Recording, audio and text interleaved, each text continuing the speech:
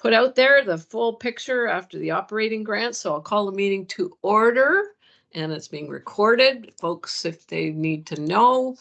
And I first would like to acknowledge that we are meeting this evening on the territory of the Snawas and Qualicum First Nation, and we thank them for allowing us to live, work, and play in this great part of Vancouver Island, and thank them for the stewardship of the lands over these many years. We're still admitting folks. So first off, I'll turn this over really this evening to Mr. Ron Amos, our Secretary Treasurer, to guide us through the agenda for this evening. Over to you, Mr. Amos.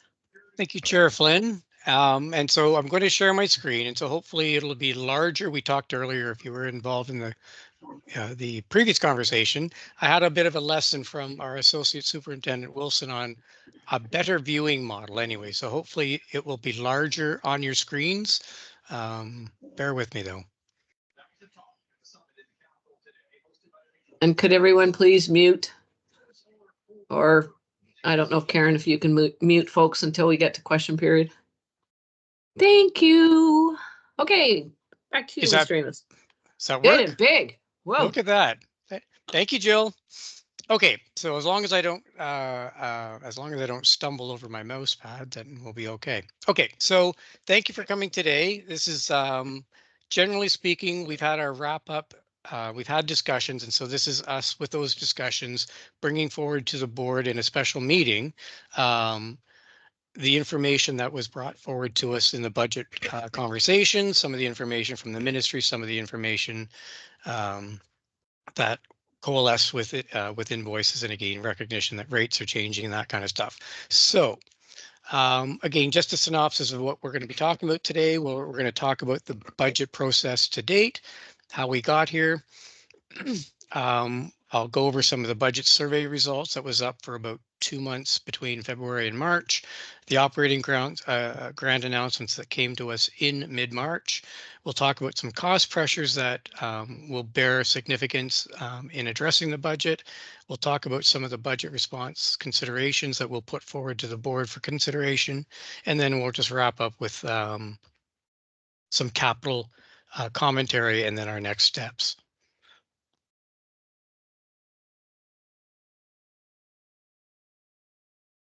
Okay, budget process to date. So I usually like to start the budget conversations around where we are and what the cycle looks like. And so you can kind of see that the year starts in the top right-hand corner, January through March, where we gather information. We do the parent survey, the teacher survey, the budget survey itself. We generate some enrollment projections, and we generate some staffing projections based on that enrollment. We include in our early conversations how we are including the budget, the multi-year planning environment. We talk about our information sessions, obviously that occur during this time. As I indicated, the grant announcements comes to us in March, and then we do this follow-up between April and June. We do get back to the partners, and so we had a meeting last week with our partners. And then we're sharing out obviously some of the public information tonight. We have a management discussions, board conversations that are going on beyond tonight. And then we have until June 30th to adopt the budget, or the board does. And so we'll take it to the board if there's an appetite next Tuesday, which is April, but we can kind of defer it till May and June if we had to. Followed by, again, and at that point, once the budget is submitted, then we're kind of waiting for the enrollment counts to occur. And so July through September is that waiting game. We're planning for the new year. We're waiting for the numbers to show up. We make divisions and section adjustments accordingly. And then we go into our October count, which generates what we call a grant recalculations that's given to us in December based on those September counts. And then again, so loosely speaking, the year wraps up with an amended annual budget that has to be adopted by February the 28th. So again, we're in the top or the bottom right-hand corner now. We're going forward. So again, just for transparency, just to allow for an understanding of why budget planning is important and why what are some of the things to consider as we as we formulate our budget and as we communicate our budget. So again, we talk about what makes a better budget? Well, the alignment with our strategic plan and priorities. And so a lot of work was done in consultation to develop for the board to develop their strategic plan and discover the priorities. And it kind of wraps into the multi-year financial plan that we published last fall that will get edited again this fall. Transparency, openness, and accessibility. And again, this is why we have these public meetings. That's why we share our documents. That's why we have, not only are the presentations public, but they get published on our website, generally speaking, including, I think, including any commentary that we receive from it. Again, building a better budget, participative, inclusive, and realistic debate. And again, not the realistic being we can't necessarily address everything we hear, but we can sort of take it into account as we make our decisions and as we roll it out. We definitely have a finite amount of money that's given to us through the ministry grants. And with that money, the boards are expected to pass a balanced budget with reasonable, again, recognizing that we do have to share this information out. Comprehensive budget accounting, again, this is the wrap up or the alignment with the financial statements that we have. The formats are similar in a sense, 3 funds and 2 methods of showing those operating costs. Performance evaluation, value for money. Again, this is just the continuous review that any good system has. That once you balance the budget, once you do your financial statements, you need to look back and say, what did we do well? What can we improve on? And again, that's just reviewing the programs and the priorities and making sure that we met target. Fiscal risk sustainability, and again, that's just the understanding that there are some unknowns out there, and for the better part of the planning, that you at least think about what those risks might be and how they may factor into the budget planning. Some things remain unknown until September. Some hopefully get announced again, potentially through additional funding or whatever that might come sooner than later. But point being, it's important that you recognize some of the risks and likewise the sustainability in terms of when you add something to the budget. Is it a sustainable item? Is it something that you can afford going forward, or is it one time in nature that has to be removed because you can't sustain it at its present level? Again, quality, integrity, independent audit. Again, this factors into the financial statement audit that goes on in the summer with again an audited statements presented to the board in September. And again, recognizing that the capital budgeting framework has to be embedded in the conversation. It's not always part of the calendar or the schedule that we talk about when we have to pass our budget for the operating and the special purpose funds, but certainly it's embedded in our planning in terms of understanding what needs are out there from the capital perspective and how that ties into a separate schedule that that ties into our minor and major capital submissions. So the budget survey, as I indicated, we've been doing this for about 5 or 4 years now. Various questions that we're sort of teasing out from individuals about learning resources, about classroom instruction, about our Indigenous ed and Indigenous education, and finally the DPAC and conversations around the communication that we have.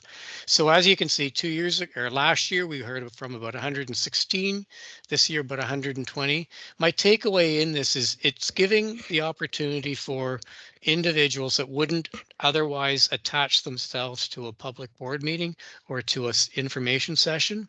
So it allows them to have a voice at the table.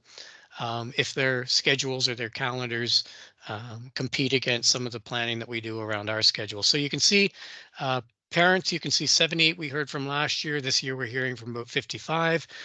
Students, we're actually hearing, they're actually providing a voice with this year's survey. Community members are encouraged to engage in this, again, recognizing that they may not have kids in the community, but they could be either grandparents, grandparents or just community-minded members kind of thing. Likewise, support staff contribute in this manner, teachers contribute in this manner, and of course, our principals and vice principals are encouraged to fill out the survey. So what did we hear? So yeah, so what did we hear? And again, recognizing that some of these um, are positive, if you want positive feedback, as well as some wonders in terms of how we could do better. And so it's basically tailored, the results are kind of tailored in the framework of here's some of the things we're hearing that are appreciated. And so we talk about our quality teachers, the dedicated teachers and support staff that we have. There's a recognition of effective school leadership. Certainly from the Indigenous resources element, there's calls for more resources, and some of that's going to be coming from work with the Aboriginal education councils. And so there's funding from the province to support that. So I think that can be recognized, but again, it is information that we get from the survey that individuals want to call attention to. Student engagement, again, we saw a few more students being engaged, and I think just even through the strategic planning work that that Superintendent Jory worked on, he had more and more engagement from the students. And it's no different than sometimes we've got these leadership groups in secondary schools that add to the communication, add to the information that we have. Our director of operations shared out at the finance and ops how he was able to tie into conversations with the students when it came to a capital project that we have going or planning for at Bolinas. And so with the help of the principal at Bolinas, he was able to have that conversation in terms of what looked good. And so again, that's everything we can to engage our students. We will take that opportunity. Food programs, and again, this has been sort of on the radar a couple of years. We had our own local food programs in-house. The ministry certainly recognized the priority going into this year, going into last year with the Student Family and Affordability Fund, and then going into this year with the Food Feeding Futures Fund. And so again, recognizing that not only are we prioritizing, but the provinces, and now I think federally they've announced sort of an amendment or some additional funding that eventually will come to the school districts. Technology, again, we've heard this before, and again, it's really recognizing the balance between sufficient technology and then on the flip side of that, sometimes parents are saying, is there not too much already, too much technology, too much access? And again, that's the balance that we have to sort of manage in terms of how many desktops do we need? How many laptops do we need per student and that kind of thing? So again, recognizing that technology is necessary, but what is that balance? Literacy focus, again, literacy, numeracy, they tend to come to the fore in these survey results. Again, recognition that it continues to be a priority for the strategic plan. And again, that's coming from the survey results also. Individualized support, again, this is the dynamic of how much support can we give based on our budget. And so recognizing that it may never appear to be enough, but again, recognizing that we do what we can to support the needs of the children, the students kind of thing, based on additional ways of challenging that area. Concerns about behavioral issues and academic performance. And again, this I think just comes from the parents who are wondering about how their child independently is doing. And so again, we keep that in our radar and we kind of take that to heart to see if we can do something to address that.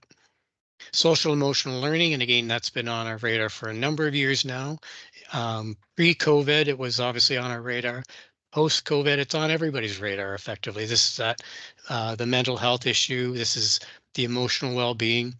The wonder about the outdoor learning space came to the fore during COVID. And again, so this is just how can kids self-regulate and what kind of opportunities can we give the students to challenge themselves in that manner. Again, parent and community support, again, gratitude for the community support that's out there, inclusive policies, including some of the policies that the board has put forward. Safe environment, the importance of creating safe and positive learning environments, and again, address sometimes through how we manage our schools, and sometimes it's how we plan for our capital works, our capital projects within the school system. Again, facilities and maintenance, and again, this is just in a kind of coming with the last couple of years, we've kind of managed our operations and maintenance department a little bit differently, and I think that it's appreciated how it's being directed by the director of operations, kind of thing. Again, the efforts and likewise the efforts from the planning front of the efforts to consolidate the old non-school sites. Yeah. Feel free to. I won't be necessarily being able to see the chats or anything else, but feel free to interrupt when appropriate. If there's a question on the screen, it saves me from going back. So I ask the chair to maybe Sure. give the opportunity if it presents itself. Either in the chat, folks, or the raise hand feature, and then we'll unmute you.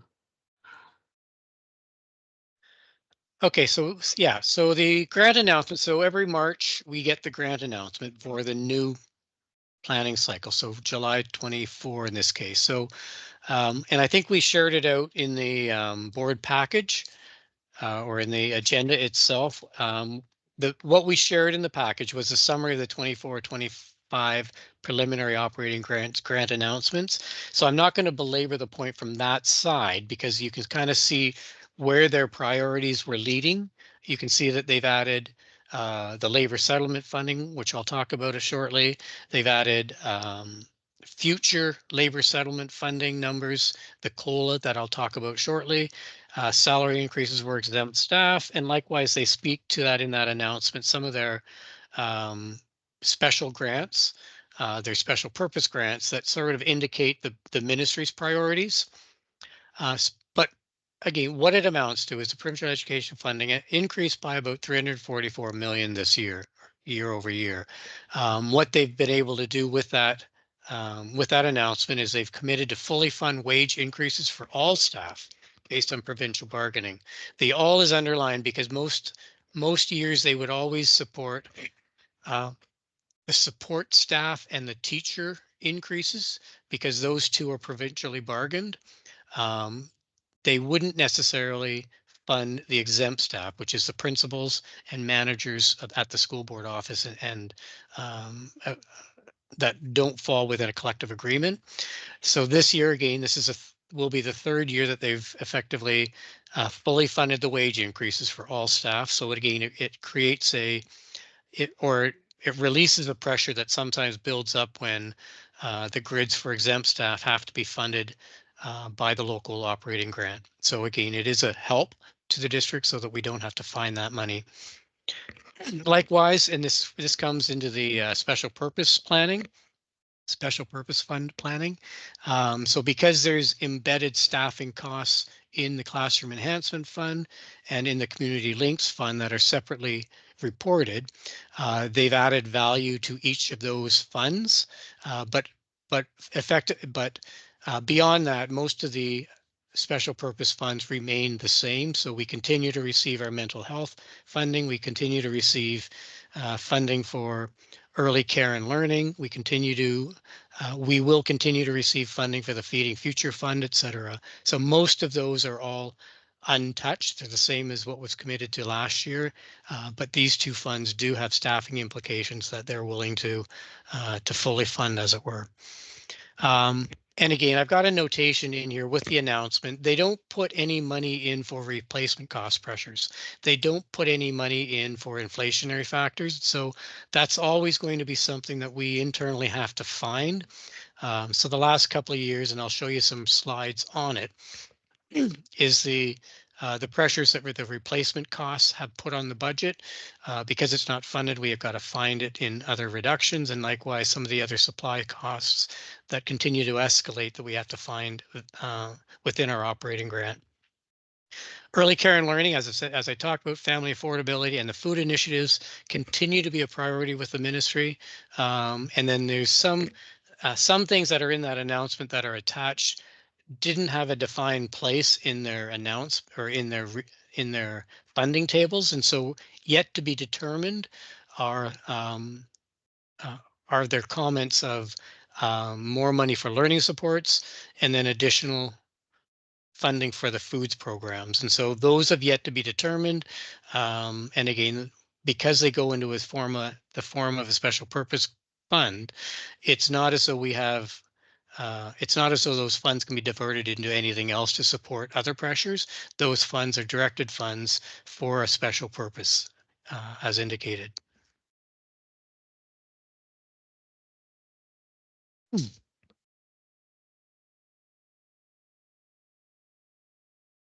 I've got to learn to turn my mic off when I clear my throat. So going on, recognize, so we're going to kind of go into the work that's gone up to this point. And so again, just recognizing that our enrollments have increased the last number of years back to 2015. If there was a time when we were around 5,300 kids, and again, this was in the 2011 era, as it were. And so just historically, 2011 to 2015, there was not just provincially, but locally, there was a large decline in students. And Qualicum wasn't any different than provincially, where those numbers went down. For us as a district, we plateaued, or we hit our bottom around the 2014-15 era. And so that was when the board of the day closed schools. And so recognizing what you're seeing is the tail end of the upswing since that time, that we have seen an upswing in enrollment for Qualicum Parksville area. Kind of hit a plateau just shortly after, or in the middle of COVID kind of thing. And so what you're seeing is the DL program took on the kids that wanted to work from home for the entire year effectively. So we kind of hit a peak in 2021, and then we've kind of reset since that time. And so really going forward, as I've talked about in the past, or leading up to this, is that our enrollment that we're projecting that will create the operating grant that I'm going to show you shortly is flat. There is no growth. So there is no real anticipated funding for the enrollment growth. So the idea being that there's no new funding coming from enrollment, but if there is funding, it can support some other things. Hopefully that makes sense. So that enrollment leads into where the operating grant settled in at. So stepping back to the recalculated grant that we were confirmed in December, we received $50,967,384 in the recalculated grant. And again, this is recalculated based on the September 30th, 2023 student counts. Likewise, because it wasn't embedded in the grant originally, the labor settlement funds came to us in the form of a special grant outside the operating grant itself.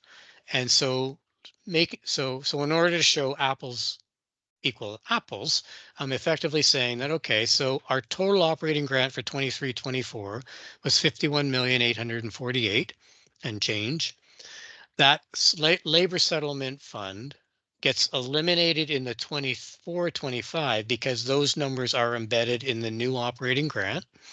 So like for like comparison, our new operating grant of 24-25 is now 53.2, a net operating gain, if you want, of about 1.37 before escalations. And again, so this is recognizing that what they have funded to date are the 2% lift for teachers and support staff and for non-education exempt. And what they've committed to fund, and it will again come in the form of a special grant, they've committed to fund the full COLA increases that have been identified through collective bargaining. And so it's now been determined that an additional 1%, bringing the total lift to the grids to 3%, and they will fund all of those, including most of the benefit costs. And so what you see is effectively what I'm indicating that you'll see on the next slide is 1.37 is coming to us in the form of additional operating grant. Approximately 450 of that addition is coming to us in the form of a student location factor, and that's a unique geographic supplement that comes to us outside of our enrollment grant, our per pupil funding. This comes to us based on our geographic disparity, how close our kids are to the local schools or to the local school board or to the local municipality. We get funding for these factors that are geographically unique for us or for another district, as it were. So long story short, but 450 of that 1.7 is additional funding through the unique geographic supplement.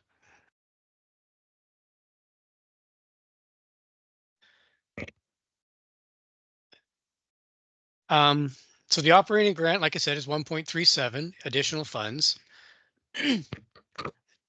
Of that 1.4, 2% needs to be 2% needs to be added to the wage grid, including some statutory benefits, and that equates to about 950,000 of that 1.37.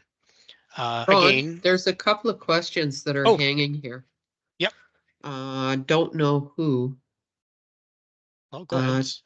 Eve, do you want to call them? Oh, it's Julie and Barry. Julie and Barry. Julie first. Julie? Hi, Ron. Just to your previous slide, the $450,000 for the unique geographical features. Where else does that show up in the budget? Like, I would expect that to show up under an operating grant or revenue or something, and then show what's sort of done with it. Where else does it show up in the budget other than a little notation? Because we report in our operating fund, we basically roll our operating grant in together. So there's very few supplements that are identified against a spending pattern. You will see it in the tables. If you're so inclined, you can see how the supplements are added with a unique geographic as well as our student services kind of thing, the levels 1, 2s, and 3s, as well as our per pupil. You can see how it's identified in the operating grant, but generally speaking, when we speak to the operating grant, we speak to the amalgamated value, the sum of it. So what you're seeing, like I said, so the sum of those multiple tables that come to us, and I think there's like 37 tables that make up that number. And so only special purpose funds are earmarked. The operating grants aren't. And so there's always, which is why the boards and why the ministry always says, their commentary when boards or public say there's not enough funding for public education. That's why the ministry can honestly say, we give the grant to the local boards to make the decision on how that money is spent. So we don't spend the unique geographic to unique geographic costs. It's rolled into the grant and spent accordingly. Does that help? Okay, so no, I'm sorry. I'm still a little confused, and I'm sorry about that, Ron. I'm sure. Well, it's no worries. I mean, certainly, yeah. Pop by again, not to take us off track, but absolutely, I can show you offline, as it were, if you want to pop in to my office, and I can kind of show you what makes it up. Generally, sometimes in past years I've shared it out, but it's just so that people can see how the values come together. This time I didn't, only because at the end of the day, what we're trying to get to is how do we spend 53.2 million and change when it comes to the other revenues that make up our operating fund. But absolutely, I can certainly share how those numbers coalesce into the operating grant of 53.2. Yeah, so feel free to drop by. It's a roll up Barry. of a whole lot of different buckets of money. Barry. So, I'm just as confused as Julie. So what I would think that when I look at that Falls Bay School would be one of those places that would be one of the reasons we get additional funds. Does it go to Laskeety School, or I just heard you say it was rolled into our big budget, but Yep. you know, So- it's places. Yes, so the 53, so yeah, so I'm just looking at a sheet here that, again, it's all public information. And it talks in terms of student base allocation, for example. Standard schools, so we put in for 4,225 students. We are funded 8,915 per student. And so that generates a funding of 37,665,875. Likewise, we get supplemental funding in the event that we had enrollment declines plus or minus certain thresholds. We're not in that position.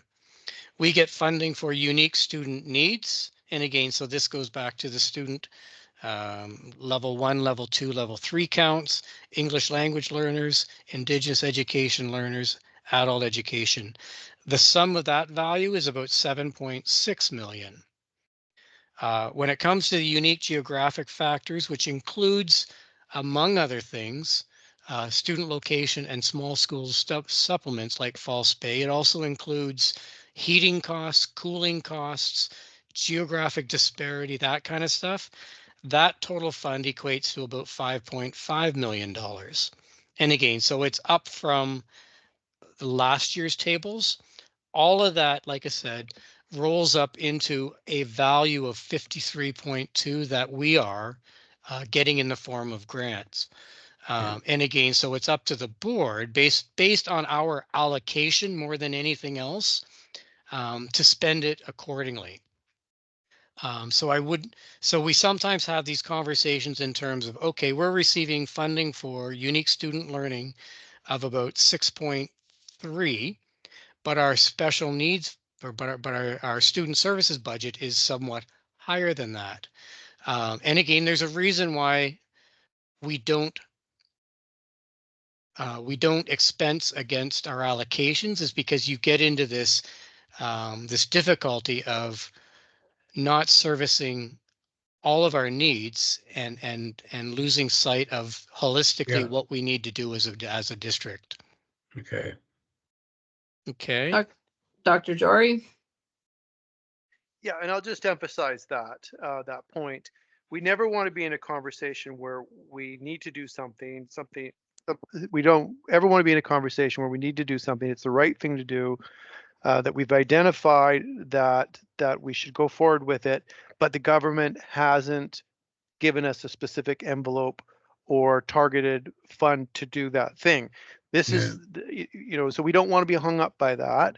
And so we're going to do the best work we can and meet the needs of our students across the district in the best way we can, whether or not the government has specifically identified those needs or not. So that's why we don't draw that direct line, if that's helpful. Yeah, no, I get it. That's good. Okay. Okay, onward. Thank Okay, you. so the 1.37 comes forward. And so as I talked about, the $950,000 is the net increase to our wage costs and our benefit costs against that 2%. Likewise, I talked about, and I'll share some more slides on that, over and above the statutory benefits, there's some additional benefit costs that we're going to have to bear this year going forward. Likewise, our replacement costs that I'll show some slides on continue to escalate. And so again, really, it's a matter of us putting some value in there to protect ourselves from deficit. Like some small items, relatively small. Insurance increases, recruitment and legal fees are going up. So we want to put some more value into those. The total increase in committed costs is about 1.6, recognizing that there's now a funding shortfall of about 236,000. Add to that some additional requests that we have, and again, we will come back to that one again because I don't want to. I want to kind of press press some of the argument in terms of those committed costs. And then at the very end, that there's a couple of screens on talking about the requests and some reductions to meet these requests. Moving on. What's NRT? Needs resource Our teams. teachers. Okay. Needs response teams. Response teams. Right. Okay. You'll recall Shit. my my many conversations around this new endeavor where we're putting groups of teachers together with release Yeah. time to work on whatever their instructional challenges of the day may be. So Yeah, that's right. I remember that. Okay. Yeah, my bad. Should have put that in. Okay, so yeah, so funding shortfall we'll talk about later is about a $500,000 reductions that we'll have to find. So the cost pressures, and again, many of you are familiar with some of these slides that I'm going to be showing, but some of them have been updated a little bit. Benefits. So again, these are the benefit costs that are some of them are statutory, being driven by some of the statutory increases. So EI continues to go up. CPP rates continue to go up. WCB rates is embedded in this discussion. Pension benefits are generally static right now. Dental costs and extended health kind of thing. So what you're seeing over the course of time is this is the cost. And again, it's not a true representation when you look at the value, because over the course of time, our salary levels, our salary component has gone up with time. So it stands to reason that our benefits as a component cost of salaries should also go up in time. And so that's what you're kind of seeing, these little adjustments between 2012 and 13 from 7.8 up to about 1920. They were basically, for the most part, they were matching the increases in salary costs. What's occurred the last couple of years is the burden of WCB, and in the last year, the burden of dental rates and extended health rates going up. And so, so more representative of that burden is that back in 2019-20, the benefits component of salaries was about 25.8%. It fell the next 2 years, and some of that was due to the pension costs came down during that period. Surpluses in the pension fund allowed the pension plans to reduce the employer burden. So again, we gained from that.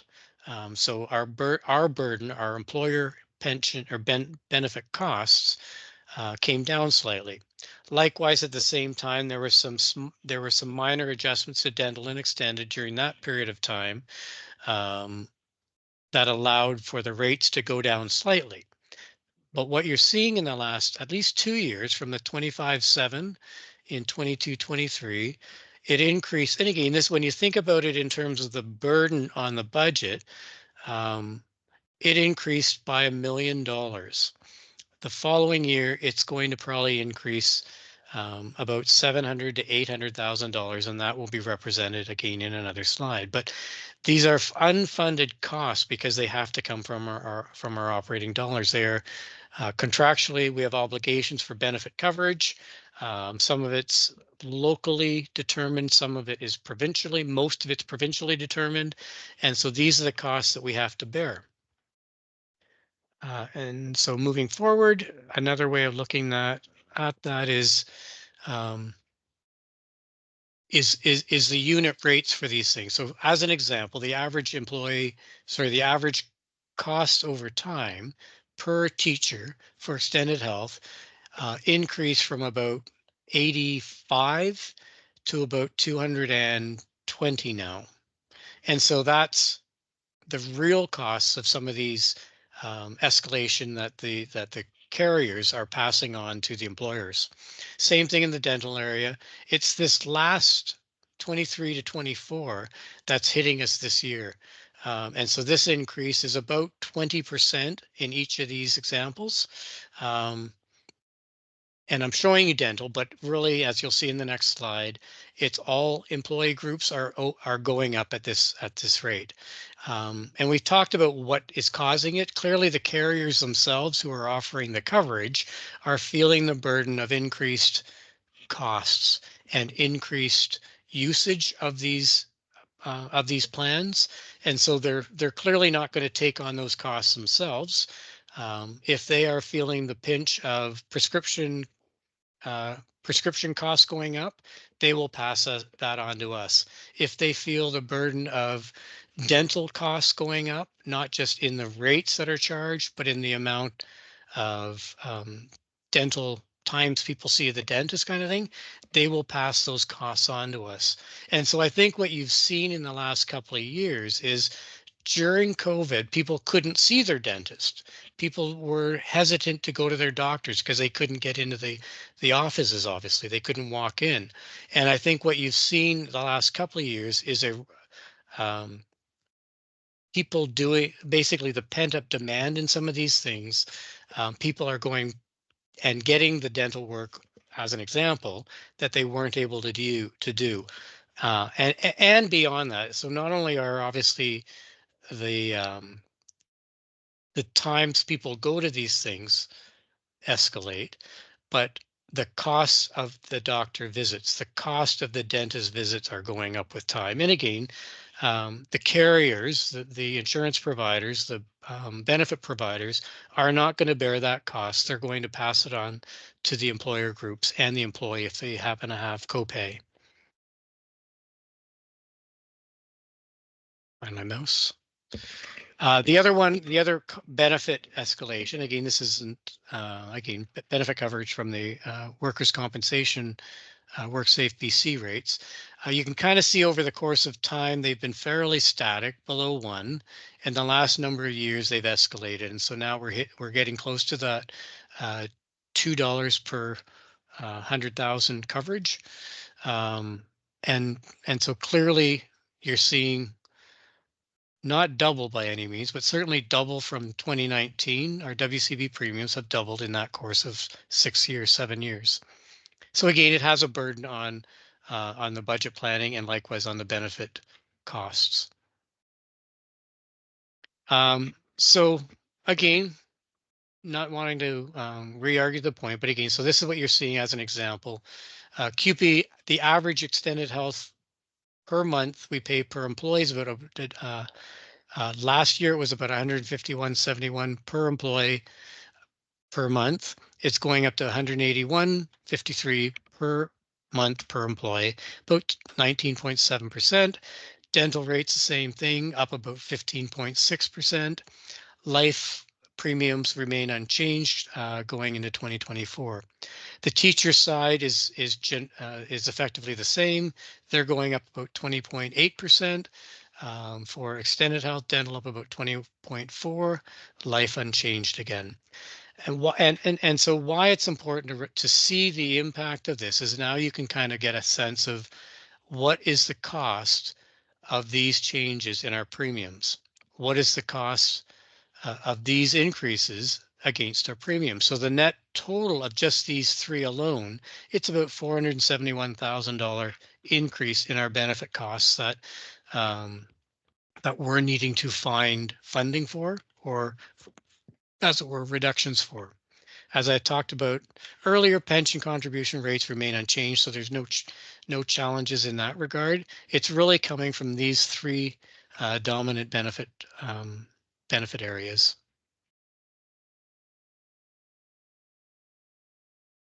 On the flip side, the other cost pressure that we've talked about in the last 3 years effectively is the impact of a replacement cost. And so this is the impact, and I got a comment up here in terms of since the pandemic, and again, this is how we view health in our system. This is how we, and again, this isn't just school districts, this is globally how we consider taking time off for the colds, the flus, the RSV season, the COVID season kind of thing, and the impact that it has on staff wellness.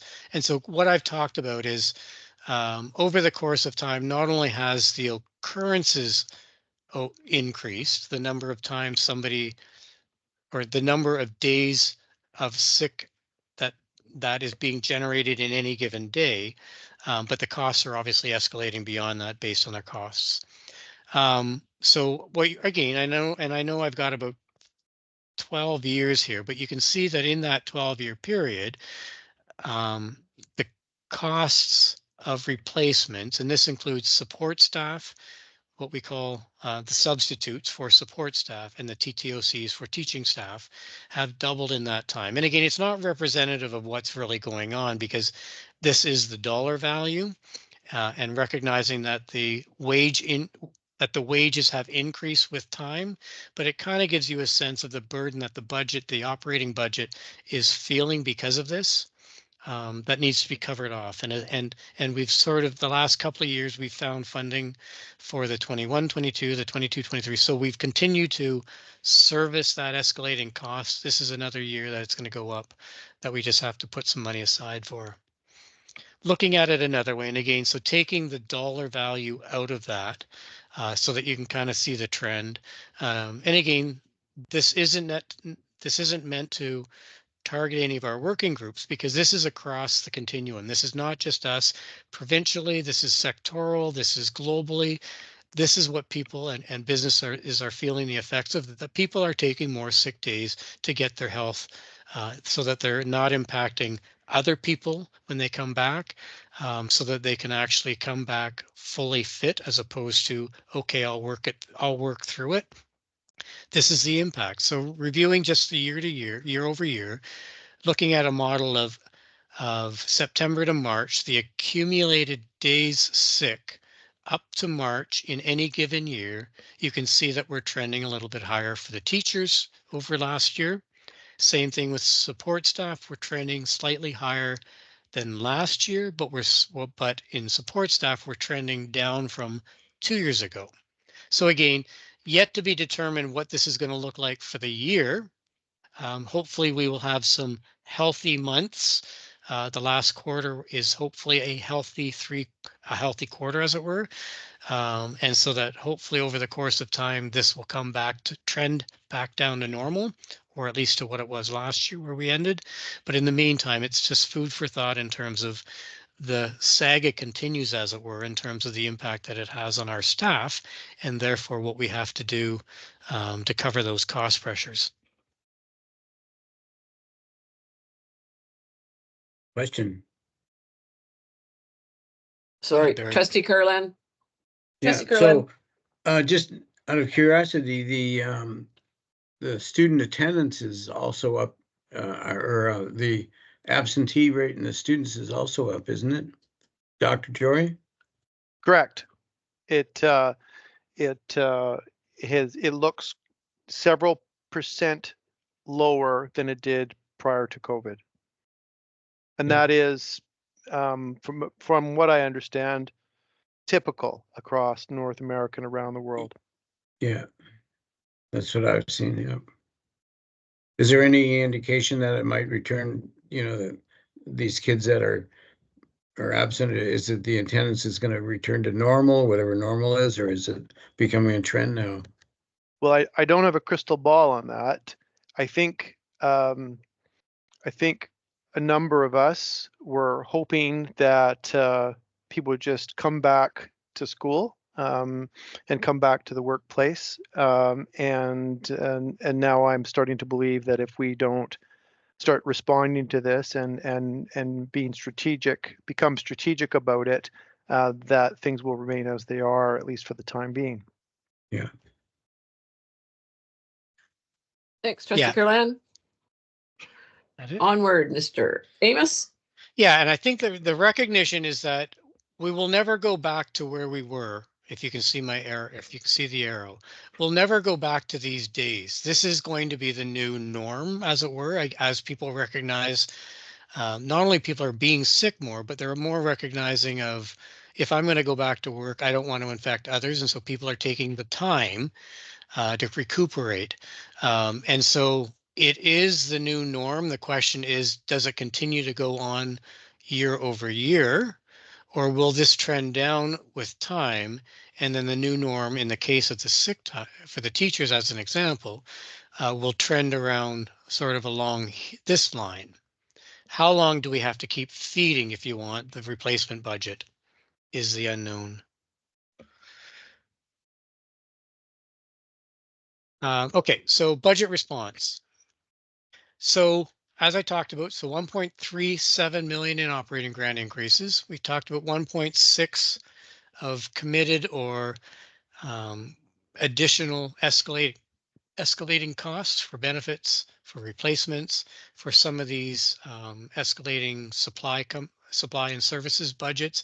But 1.6, the unfunded or the shortfall is about 235. We've talked about the NERTs, the NRTs, and the teacher staffing kind of thing. So the request is for 2.5 additional staffing that will come in the form of teacher staffing that Associate Superintendent Wilson will plan for. And that adds, again, so effectively that adds about $262,000 burden, increasing the shortfall to about 500,000.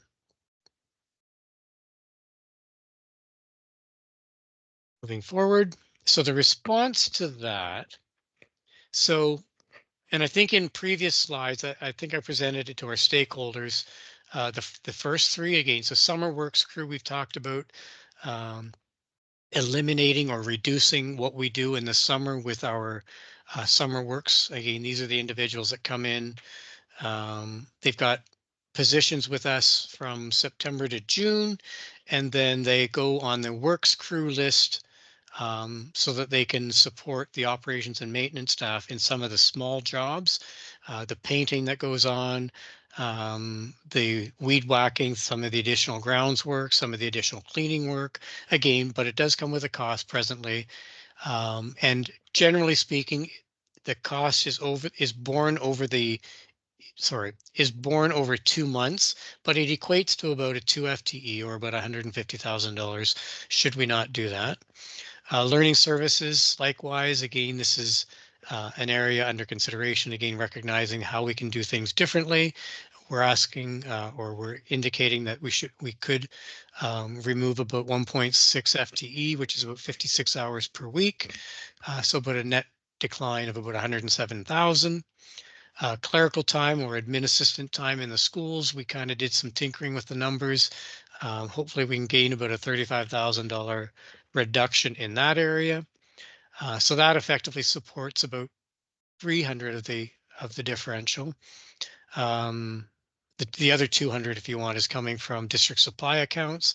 So this was an account that is on again, off again in our budget. Unfortunately, it's not something that we've been able to maintain because we've had to do some deep cuts, and it's one of those areas that tends to be the first to get cut, unfortunately. But we've had it for a number of years in around 2015, 16, 17, 18, and then we eliminated it, and then we brought it back with the amended budget for 23, 24. So we brought it back, we spent against it. First in, first out kind of scenario. So again, we're kind of recognizing in order to get to some of these other areas, we've got to find some reductions. And so this was one of the wonders. International program, I'm asking for them to sort of roll up their sleeves and find $50,000 within their, they've got an operating budget of about 3.9 million, give or take. Well, 2.9, I guess it would be. So again, looking for some gains in the international program. Likewise, we can add, recognizing even this year, we're going to see some additional revenues from interest.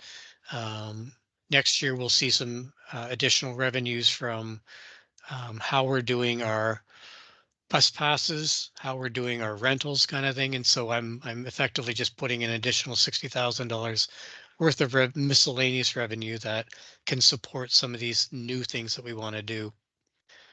This would effectively balance the budget 3864. And so that's where we're kind of leaving it. I put these slides up just to show how over the course of time, and again, many of you have seen these slides in the past. I bring them out occasionally as representations of how staffing has been added and subtracted over the course of time. So again, we go back to that period I was speaking of when we were declining in enrollment up until about 2014-15. Drastic cuts, drastic reductions. A lot of things were rationalized. Our bus routes were rationalized. We closed sites during that period, therefore reducing our custodial pool, reducing our clerical pool. So that's what you're seeing in the red line. Generally speaking, the kids were supported by the teachers at the same amounts. Over the course of time, we've had some slight increases in our enrollment, so we've been able to add value for teaching staff, particularly when the Supreme Court ruling came down and there were additional funds sent out into the districts for classroom enhancement funds. And that's where you're seeing this ratcheting up from 240 to 270 effectively. That's on account of the classroom enhancement funds. So again, as funds come into the system, sometimes they come with an earmark to add more staffing in certain areas. So we've been able to support this through additional funds and also just finding areas, recognizing that most of our cuts we want to keep away from the classroom. So generally speaking, you're looking at admin staff that's been flatlined all these years. Support staff, like I said, made some reductions during that period of decline. And then as the values in operating fund and special purpose funds have found their way to our budget, we've been able to add value to those areas too. And then occasionally we make these adjustments to balance on a one-off, one-year basis. So that's really just sort of providing some level of detail in terms of we do try to keep the cuts away from the classroom. That's why we're seeing district supply accounts. And I know you could argue that it's affecting classrooms or what have you, but again, we would find supports in other ways. Likewise, the international program, likewise, the admin assistance is kind of in the school, but away from the classrooms. So again, so this being the response that we're kind of that we would plan on proposing as the operating fund budget. I've got a couple of other slides, but again, this kind of I won't say this is kind of the bigger conversation in terms of what will be proposed should a budget be well, what is being proposed for next week's budget. I have Trustee Kellogg who has a question. Trustee Kellogg. Yeah, I just wondered, Ron, so if in September say there's a couple of kids that would be in learning services move into the district, then that could change, right? What does the district do if they find in September the need is greater? I'll preface it with that's part of the amended budget process. So, and then certainly Associate Superintendent Wilson can kind of talk about the thought processes that go into it, but certainly recognizing that this is what we know today. This is based on the funding projections, so the enrollment projections that we put in February, recognizing that we put in projections for student count as well as special ed counts, as it were, for Indigenous ed counts. So that generated the pot of money we're talking about. Come September, we may have more or less kids in certain areas and certain functions and certain specialties kind of thing. And so that will generate new money or less money, depending on which way the projections go kind of thing. So that all comes and forms into the amended budget. So this year, what we were able to do, we were able to add additional EA supports because not only did we see the kids, but we received funding for them. And so Associate Superintendent working with Tandy, and I'm probably taking some of her thunder a little bit, in working with that, they're kind of assessing the needs of the schools. Right. Thank you, Ron. But absolutely, like I said, Associate Superintendent Wilson might want to add a little bit more color to that. No, Ron, you can't see my hands up. No, Oh, sorry. I've got you. We got Superintendent Jory and Trustee Austin next. Yeah, And then yeah, if Ms. Wilson like to jump in or Yeah, whatever.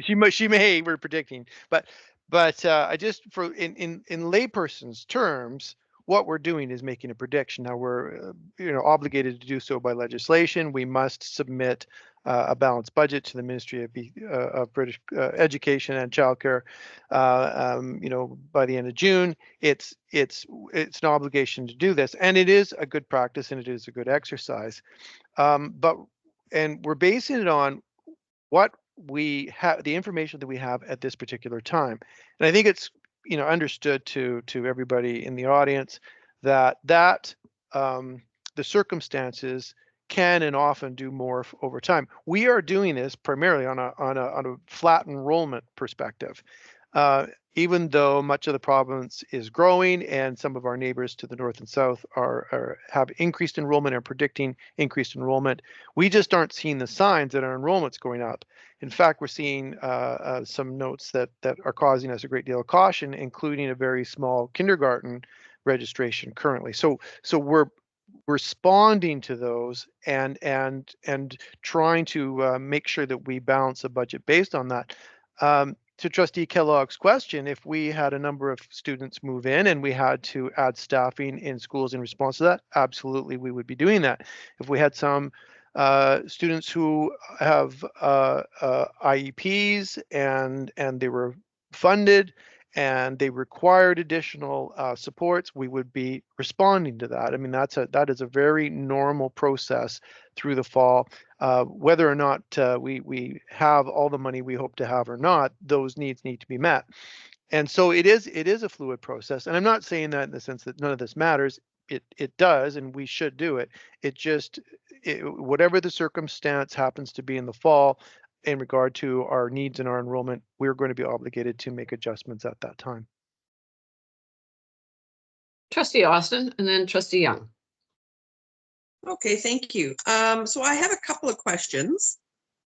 One is, in past years, during these budget presentations, we've seen sort of the asks, and sometimes the asks have been like more EAs or more custodial time or maybe new lawnmower, those sort of things. In this budget, what I'm seeing is there's only one ask, and that's for the NERT piece, the 2.5 teachers or something. Am I correct there? You could, one of the takeaways, that's the big ask, as it were. The other asks are asking, again, there's an element of, can I respond to the budgetary pressures of benefits? That's an ask. You could say, no, I think, because it wouldn't be the first time. Like all of those things are optional. And I guess some of them are, like I said, I talk about kind of committed value. There could be elements of the board saying, no, I don't think you should increase the insurance budget. I think you should find a way to decrease insurance costs. I don't know, but point being, the only real ask in here is absolutely the teacher staffing. To answer you, yeah. That's my question. That was the only real ask. There wasn't any other ask from any of our partner groups or anything around any of the other pieces? Custodial time, EAs, clerical counseling, anything like that? Certainly not through surveys and not through conversation, no. Okay. No, I'm just trying to get that clear. And then my other question, or I guess my observation is, it was interesting because in our Feeding Futures presentation yesterday, it was pointed out that Bolinas has quite a successful food program. And it's one we may want to really have a look at because it is very successful, making 150 lunches per day. And that is run by, ironically, an EA and a CYCW. So I just sort of found that to be a little bit ironic. My other question is, last year or the year before, Peter, you can correct me, we were going to try something where we sort of replaced EA time or hours. We replaced some EAs, like I think it was 4 EAs with 2 teachers, to try that and see how that worked in terms of the classroom dynamic and learning support. And I'm just wondering if you could speak to that. And then I just have another question for Ron after that. Dr. Jory, would like to Yep. respond? We were just actually having a conversation about that strategy, and actually I'll let Ms. Wilson respond in a moment. I'll go back to a previous question about the NRT and frame it this way. One of the driving factors of our budget process, aside from all the gloom and doom that Mr. Amos has been spinning here around our cost pressures, is that, and us having to respond to those, unfortunately in this given year, is that we really should be looking at how we can action our strategic plan. The strategic plan is an incredibly important document and should be an incredibly important influence. And rather than go around and say, okay, can we identify pockets of money to assign to different pieces? The NRT, in my mind, and what I've been essentially selling to my colleagues, is a way for our schools to action the strategic plan through their school plan and encourage groups of staff members to actually activate the strategic plan through that release time and respond to that in ways that are meaningful to improve the outcomes for students. So that's the thinking there.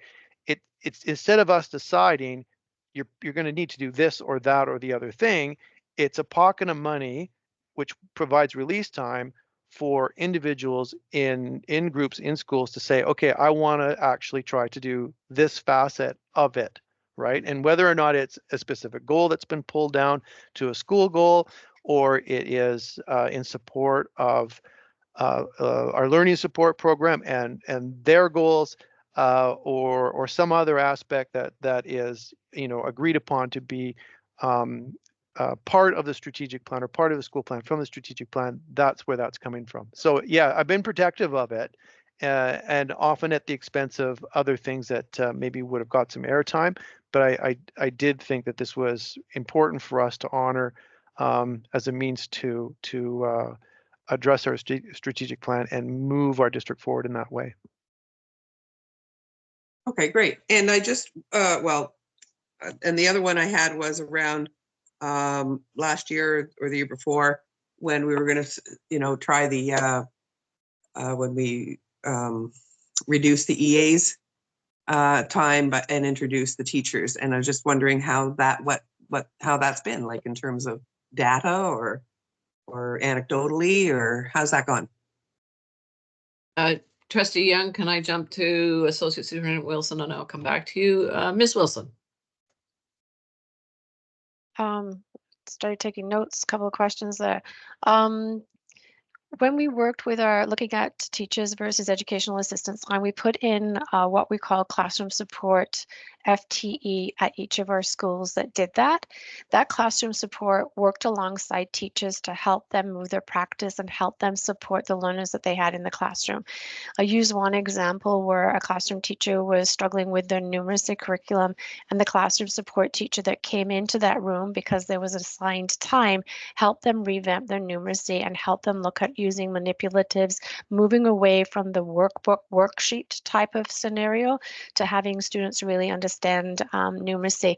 And the results at that particular school definitely saw growth with their numeracy with their students. It was used in a variety of different ways across our system depending on the school, and working with Kale and looking at the observable impacts. Hopefully you'll hear and see some of that when we do our school planning documentations and presentations to the board around what they've been looking at in terms of the data and the strategies in there. That classroom support time has helped that.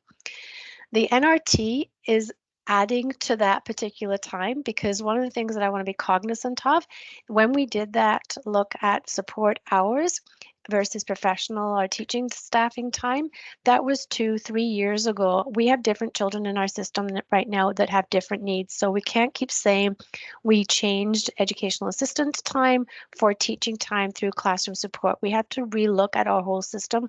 And that's what we do when we do our school reviews. It's based on class reviews in February when Tandy Gunn and I go around to the schools. So the NRT is time that we're adding to schools and adding to the budget to be able to enhance enhance that classroom support time where it is all teachers have access to be able to collaborate and plan with colleagues and increase and improve their practice, and look up some of the things that you saw on the survey where they're struggling with some of the self-regulation strategies, so struggling with some of the needs that our students are presenting. So that's where that comes into play. I also want to, there's a small slash in Mr. Amos's presentation that says /staffing. It's not all NRT time, it's /staffing. We know that, and you can speak to any of our community agencies and community groups, there's a cry for more speech and language pathologist time. So when we look at our staffing, we look at it as a the whole picture. Where do we need to reallocate within our staffing that we do have to support in the areas that presents as needs? So for example, speech and language pathologists are a need right now. We've got children that are coming into our system, and I was at an early years table the other day and they were talking about what they're seeing in their early intervention team. So we reallocated some of our staffing.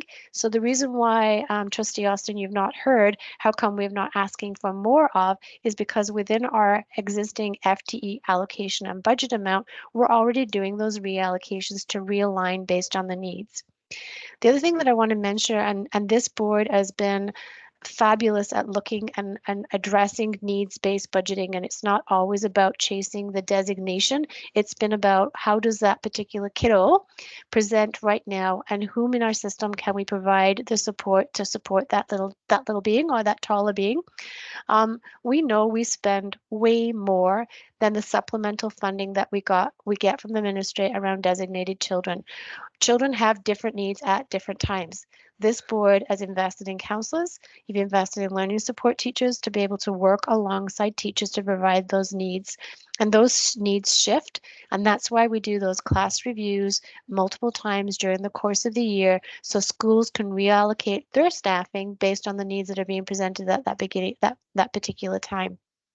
I also want to comment on the Bolinas one because I don't want to lose sight of the Bolinas Feeding Futures food program that they have. Bolinas started their food program many years ago because they identified it as a need. And we had an educational assistant who loved to work with children and food. And so we put in the education assistant to be able to make that meals program happen there, and kids helped as well. So the educational assistant was training students, giving them some time, working alongside. Some of them got credits for different courses that they were doing, working alongside the counselors, whether they were working as a TA and all of the kinds of things. The Feeding Future school meal programs that we have in all of our other schools, we want a designated person that's their job. What we found in our work this year as we piloted the program is some of our staff that have been doing it as well as their job in the hours that have been allocated with top-ups have been torn. And we feel that it's been taking away time from children to be able to actually allocate the time that's needed to be able to make the food. So it is a little bit different, but we are not losing sight of what an amazing program Bolinas did and has, and how we continue that, but replicating that across the system may be detrimental to children because people are torn between the hours in terms of what job they have to do. So I hope, Trustee Austin, I was able to answer some of your questions that you presented. Oh, thank you very much. I think it's really important that as we, sort of make changes or shift directions, that we sort of go back and look at them and say what was working, what wasn't working. So this was just an opportunity for me to ask about that. So thank you. I will have another question, but definitely I'll wait for Elaine and anyone else to go first. Yeah, I see some of these initiatives have all been evolving. I mean, you have to do check-ins, you have to do look backs, and that was a great question of a few years ago, and now it has to shift and do other things. Trustee Young. Yeah, and I wanted to speak about the fluidity of budgets, except evidently in stratas where you can't mess with budgets after you set them. Drives me nuts.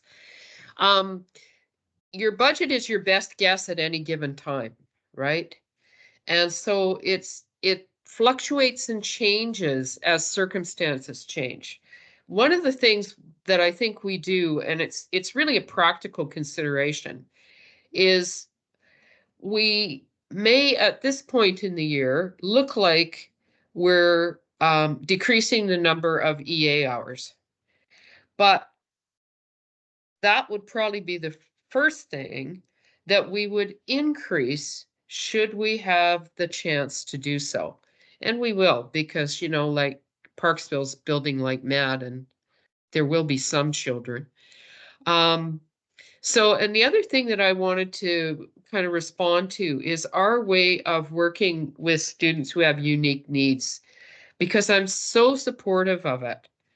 And it really speaks to that thing that I was talking about earlier in the day. Every child matters. Every child has different needs, and we have to match the needs no matter. I mean, I've worked with children who are, quote, designated, and every one of those designations has specifications, but within that, every child is different. So I really, I want to support that. I also support the NERT teams, because I think that as Associate Superintendent Wilson spoke to, it's going to improve our practice. And if we can improve our practice as educators, that supports all of our children. And that's what we're here to do. So at this point, I think we've done our best guess, and so be it. Thank you. Thank you, Trustee Young. Trustee Austin again. Yeah, sorry, I was waiting for somebody else to put up their hand and they didn't, so I did. Ron, I mentioned this today at the Ed Committee. I don't think probably won't have any effect on this budget, but I thought I'd throw it out there, is the $30 million announcement coming from the province, spread over 3 years, so 10 million a year, targeted toward those early literacy years. And from what I understand, there will be assessments in grade 1, 2, and 3, and then there would be some monies there to help support where perhaps some kids are struggling. So I know it's really early days, it was just announced, but do you have any sense of when that money would come in, what it would look like, what we have to do for it? And well, those would be about it. And what would it have? It would, I imagine it would just sort of be extra targeted funding on top of what's already here. But I'm just wondering if you could speak to that a little bit. So yeah, no, I don't know when it's coming. No, I don't know how much it's for. No, I don't know when it'll cease. Yeah. So long story short, yeah, I think, is this federal funding that was announced with their budget today? No, provincial. Well, it was EB. Provincial. Okay, provincial. so it's targeted to dyslexia and assessment and things like that. And who knows where it's going to land and how much this lands on the table, and it would be likely targeted. Okay. Yep. And there was a slide in here that I spoke to, yet to be determined. At the very beginning, I talked about Feeding Futures and I talked about learning initiatives. And so maybe this is that announcement finally. Well, that's what made me think of it, because you had a sort of a question mark around those learning supports. And I thought, well, that's probably where this announcement would feed into. Well, you'll see some the Minister of Education at the AGM. You can walk up and ask her this weekend. And again, to put a bookend on the conversation, so likely it'll follow with an announcement to the board, to the districts. We'll get a table that basically says, here's your portion. The curiosity that I would have, is it for 23-24 or 24-25? And I think you said it was for 3 years. And so likely it will be a special purpose fund with targeted funding. So this is one of those things, is much like the Feeding Futures, they will send us the money. They will give us the terms of the money in terms of what you can spend it on, the reporting, that kind of stuff. And then we would commit to what we do to spend the money, as it were, to meet the criteria as established by the province. Thanks, Ron. Mr. Slocum, VP of CUPE, welcome, and to maybe your first budget meeting. It is. Thank you so much. I just wanted to clarify the Summer Works crew, because it kind of looks like CUPE is kind of taking the majority of the hit here. the 2 FTEs at $150,000, that's full-time equivalents, correct? Correct. And now, how does that work in terms of like our summer works crew only typically works 2 months in the summer and a couple weeks during the rest of the year? So where does that mean we're losing the entire summer works crew? That's the proposal, yes. And so, Okay. yeah, like to your point, 2 FTE, that's basically stretched across 2 months. Yeah. So the equivalent of 24 working months, as it were, Yeah. so 12 times 2 kind of deal.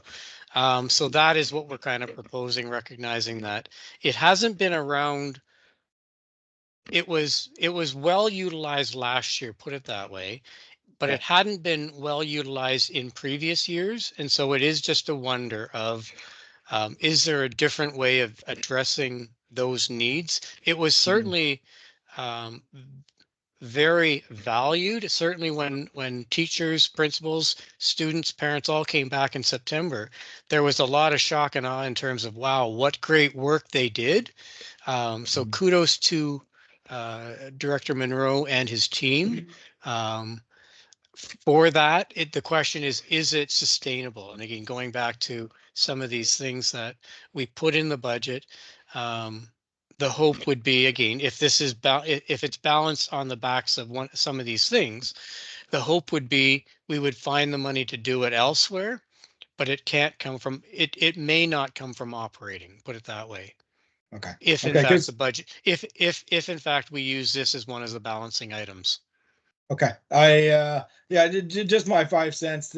In our collective, the grounds crew comes up often, and with Jack Begley Field, I think we just made an agreement there where we have to take more care of that in the new track at Bolinas.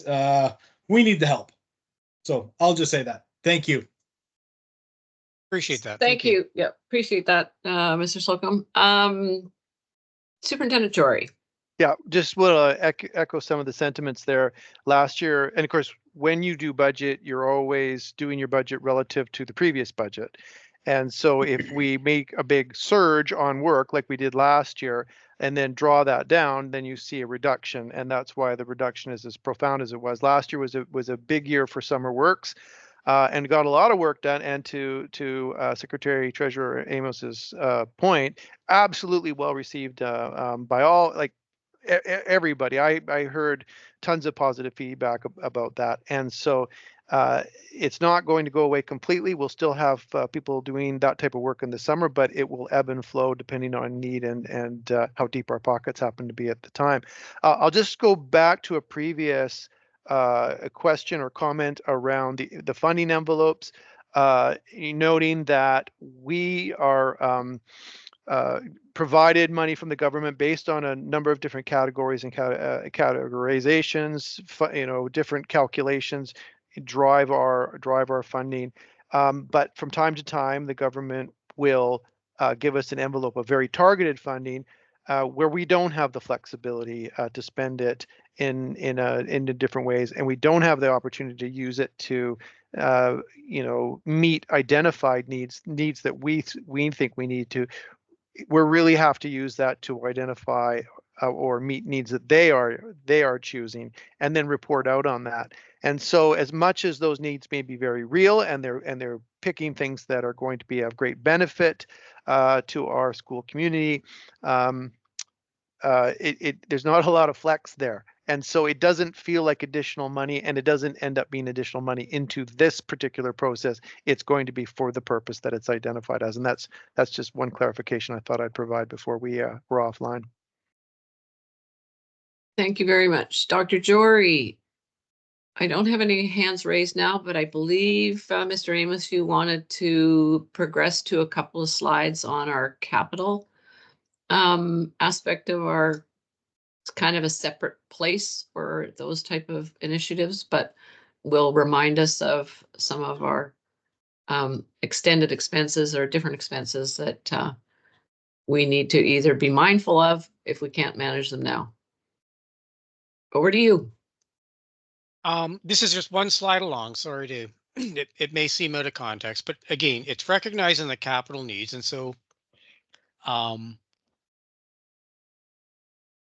So as we're doing our planning, as I talked about for the operating budget, most of our conversations that have gone into the last 3 months have been about our operating fund, which is the generic fund that I talked about, the operating grants covered off. Special purpose funds, we talked about classroom enhancement, we talked about mental health, we talked about Feeding Futures, we've talked about some of those other ones that community link funding, which, as Dr. Jory indicated, come with caveats. We recognize that we value the money coming in. It often is in conjunction with our own priorities, but sometimes it's not always. But we value the money. And we will pass it on as best as we've with the information we've been given. Capital planning kind of has a different cycle in a sense, and so there's a couple of pots of capital. And so I talk about there's funding sources that come from the ministry, and there's funding sources for capital projects that comes from internal local money, local capital.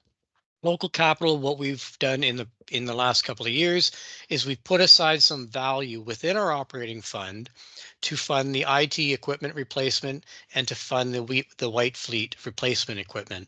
So again, boards have the ability to take funds that are normally operating in nature and spend it on capital improvements, equipment as it were. And so that's what we've done for some of our White Fleet and IT. We use some of the local capital funding that'll get transferred at the end of the year. Likewise, there's a secondary or another source of capital funding through the ministry's grants, and one in the form of minor projects and major projects. Minor defined, I believe, as 5 million or less, major are 5 million or over. And so again, they have a planning cycle that starts in May for the annual facility grant spending plan, followed closely behind in June with the major projects get put into the ministry, and then the minor projects that the districts define go into the ministry in September. And then 9 months later, effectively in March, we hear from the ministry on those projects, which ones get funded, which ones have to be pushed down the road for a year or two. And so those are coming before the board as it happens in next Tuesday, because we've received information from the ministry on our minor projects. And so they include a washroom improvements, they include some roofing projects, some electrical projects. They'll include a new bus, they include I guess that's it. HVAC. HVAC. Well, yeah, sorry, HVAC. And then by definition, we've got another one that's going forward that'll show up next month. Likewise, other portions of the capital planning, as we've talked about, and this isn't something that any district would normally do. It's a one-off situation, which is what we were able to fund. We were able to get support funding from the community, particularly our partner groups of the City of Parksville, Regional District of Nanaimo, and the Town of Qualicum.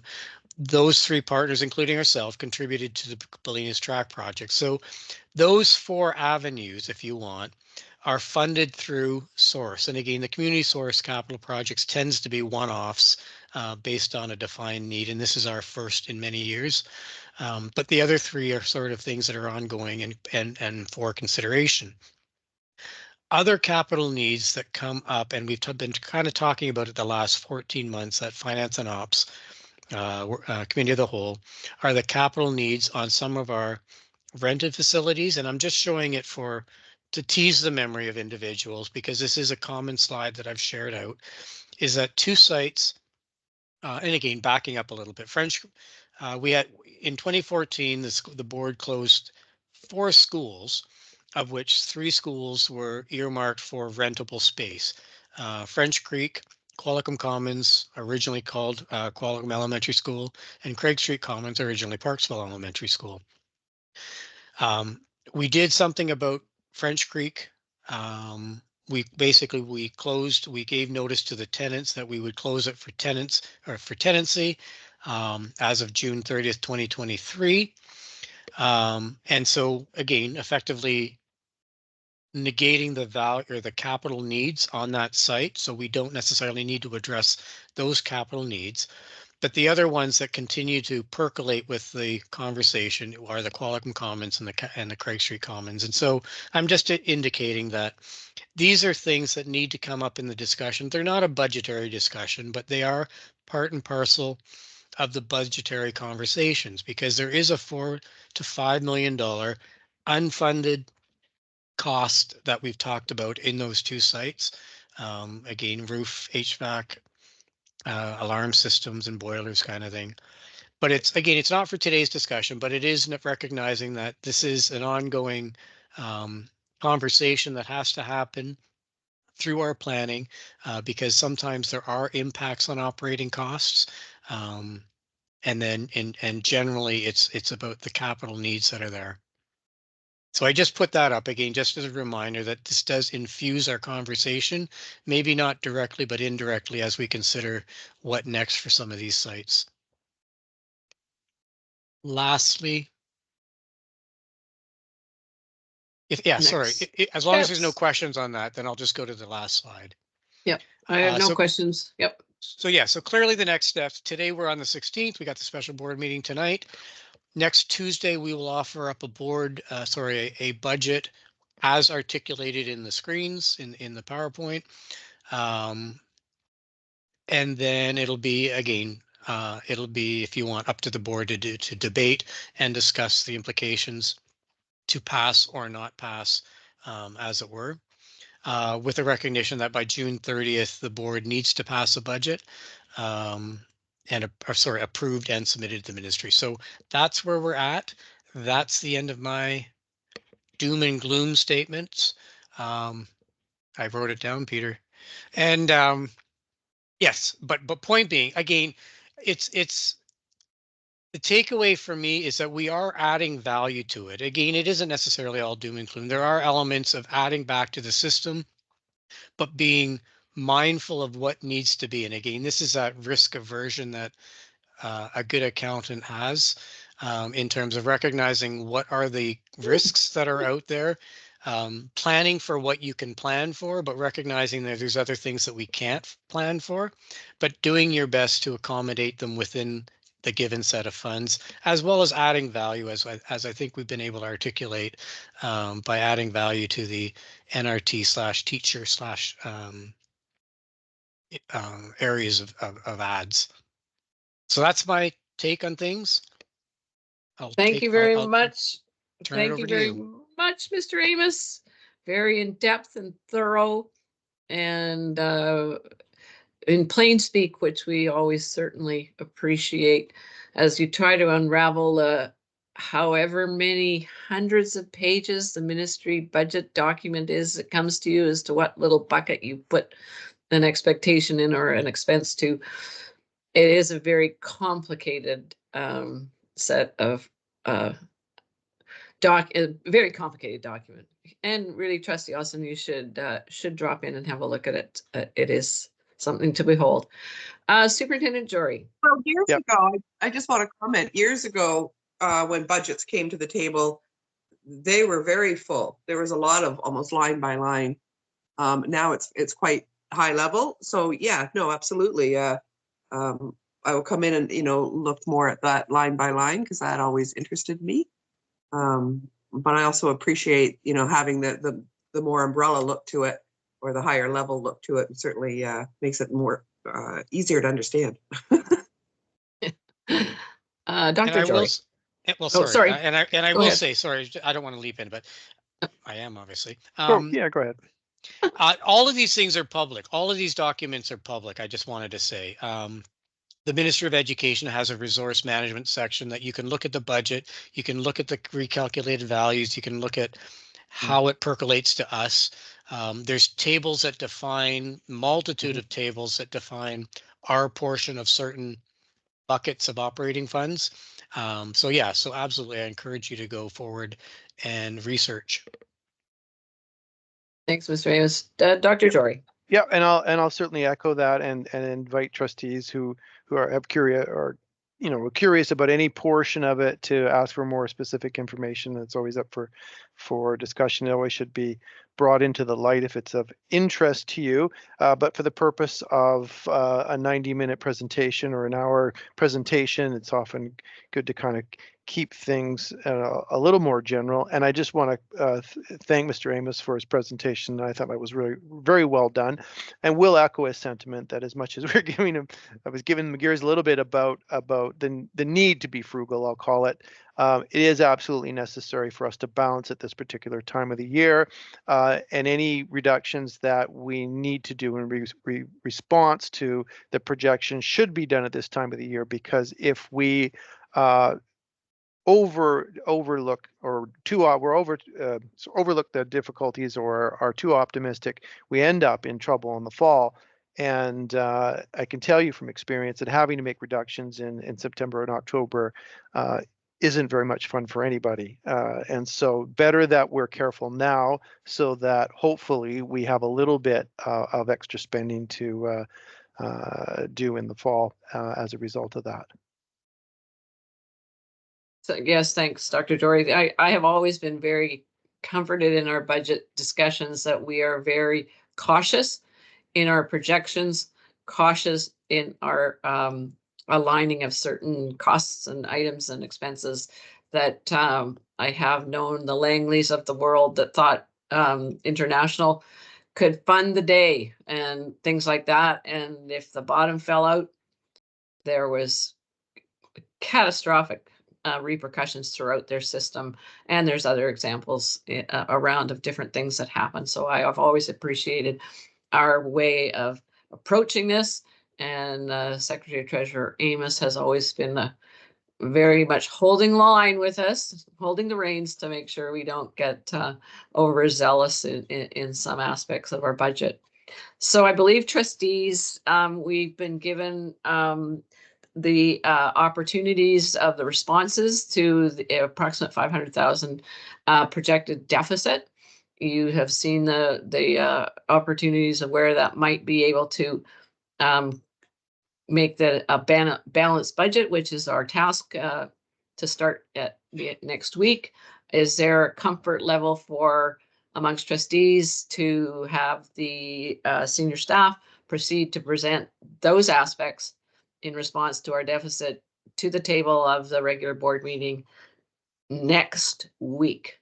This does not say that that's when it's yes, no, or otherwise, but that this is your opportunity to comment on where we're at. Trustee Austin. Yeah, I think it can be presented, because I think it's another opportunity to present it to the public. I do have to say at this point, I'm leaning them. I would like to have a little more opportunity for our stakeholders and partners to reply back. We've been living and breathing the budget. A lot of other people haven't. So I'm sort of leaning toward perhaps not passing it at the end of April.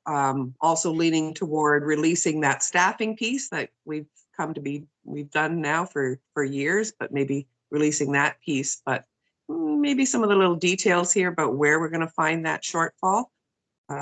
Right now, I'm not sure I would be too comfortable for voting for it, but I definitely think it can come to the table and be presented as another opportunity in public to present the budget. Thanks, Trustee Austin. I think that is our first step, is next week to present it in that manner.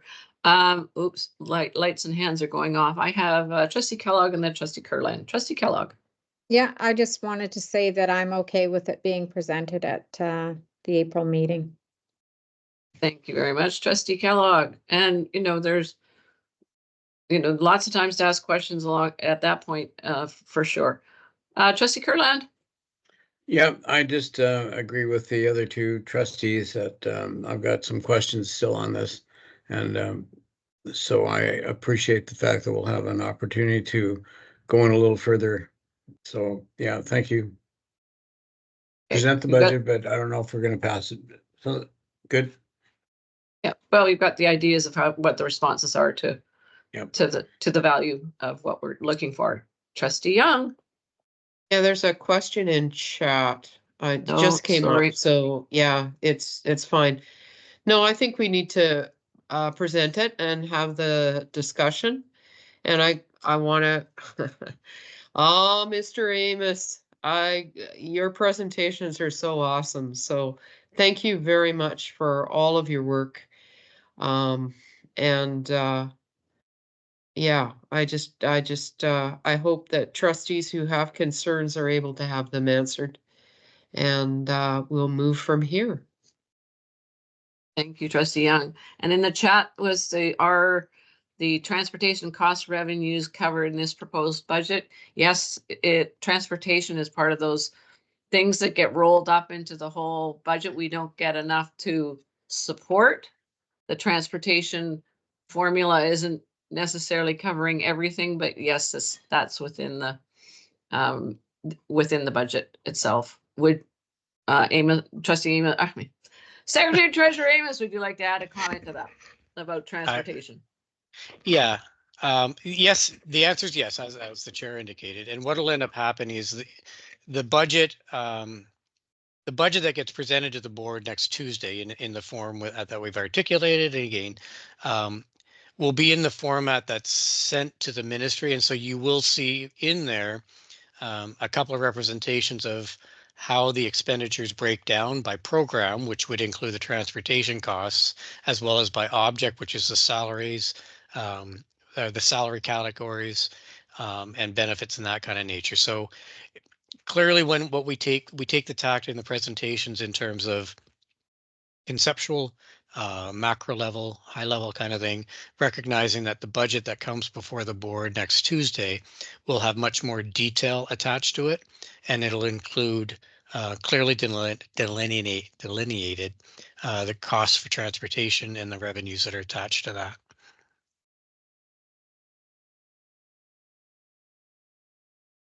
Are there any other questions at this time? I would be so bold as to say that by consensus, the board is in fully support of us moving to a full budget presentation next week at our regular board meeting, including the responses that have been indicated today as a maybe starting point, maybe not the final, but this is where we need to start our discussion. And yet again, in another public forum where hopefully more participation of our stakeholders or their parents and such would like to jump in, our community, so that we have a fulsome conversation. Seeing no further questions, I'd like to thank Secretary Treasurer Amos once again for an excellent and concise presentation this evening. And with that, could I ask for a motion to adjourn? Thank you, Trustee Kellogg. Thank you, everyone, for joining us this evening, and we will see you next week again on this topic. Good night. Thanks, everybody.